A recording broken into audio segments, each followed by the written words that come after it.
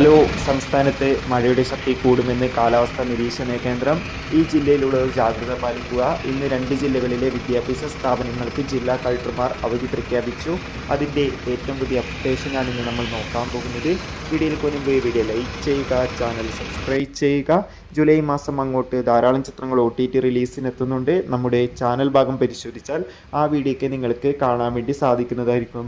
സംസ്ഥാനത്ത് വരുന്ന 5 ദിവസം ശക്തമായ മഴയ്ക്ക് സാധ്യത ഉണ്ടാകുമെന്നാണ് ഇപ്പോൾ കാലാവസ്ഥ നിരീക്ഷണ കേന്ദ്രം അറിയിച്ചിട്ടുള്ളത്.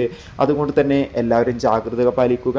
ഇന്ന് ജൂലൈ 18 വെള്ളിയാഴ്ച ദിവസം ഇപ്പോഴത്തെ വിദ്യാഭ്യാസ സ്ഥാപനങ്ങൾക്ക് ജില്ലാ കളക്ടർമാർ അവധി പ്രഖ്യാപിച്ചിട്ടുണ്ട്.